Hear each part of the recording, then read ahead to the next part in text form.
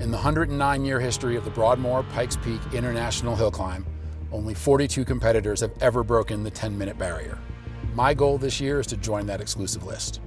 I'm professional race car driver Robb Holland, former front-wheel drive record holder at the mountain, and current reigning SRO GT4 class champion. And this will be my 9th time running the Race to the Clouds.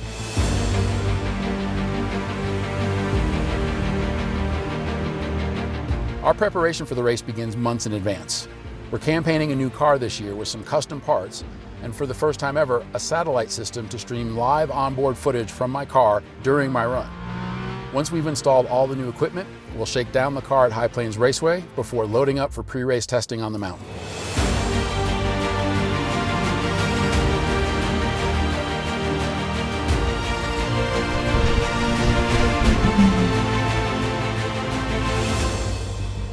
I've been a race car driver for 20 years now. In fact, this is literally my 20th season. I just love the sport. I love, everything about racing. It's one of those things where, in the off season, all you do is think about racing. And then when you're racing, all you think about is racing some more. So I think I'll be doing this until they take the keys away from me.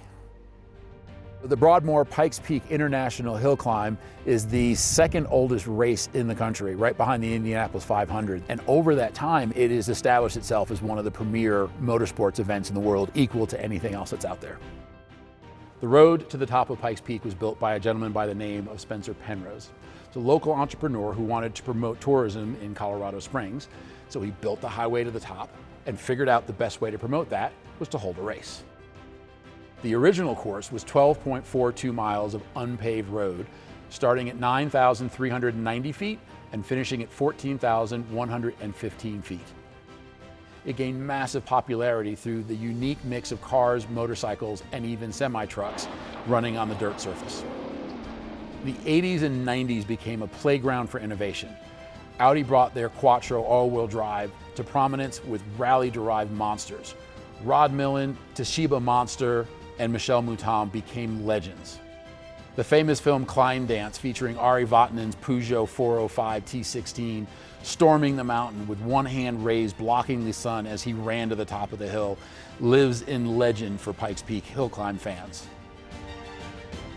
Environmental concerns and erosion control led to the gradual paving of the road starting in the late 90s. By 2012, the road was fully paved, significantly altering the cars, their setups, speeds, and safety profiles on the entire mountain. I was a kid when I first, heard about the Pikes Peak Hill Climb, and I was just like, how are people this crazy to go do something like that? As years went on, it was something that I was always interested in, and then I moved out to Colorado. And then it was like, well, I'm here now, so I don't have too many excuses not to go down and watch the race in person. And when I did, it was even more spectacular than I had ever imagined. So for people who watch like Formula One or IndyCar, this is a little bit different. In those races, you get a mass start. So there's 20, 25 cars. They all go off at the same time. They run multiple laps of a pre-described circuit. Hill climbs are different. We have a start line, we have a finish line. There is no laps, it's just one run to the top. Cars also go off individually, and they set a time. And we have a leaderboard based on that time. My first foray into Pikes Peak was actually in 2016. We brought the Audi TTRS, the factory car that we were running at the Nürburgring. We brought it with the intention of breaking the front-wheel drive record, which we managed to do in our rookie year, which was pretty spectacular. And that was it, I was hooked. And I've done it every single year, albeit one since then. I've had some amazing success. We've built salvage Corvettes to run up the hill. We've had some big adventures. And now we've got the new one with the GT3 Cup car, hoping to go under 10 minutes. The 10-minute barrier at Pikes Peak has always been the barrier to break. It's like the 4-minute mile in running. It was the barrier and no one could come close to it. You had guys that were legends, all with factory-back cars, and their whole goal was to break the 10-minute barrier. And they didn't, until the road got paved. Now, 40-some-odd drivers have managed to break the 10-minute barrier. So it is still a barrier. It is not like now the road is paved, everybody goes under 10 minutes. And so for me, that has always been my goal, is under 10 minutes. This year, that's what we're gonna do.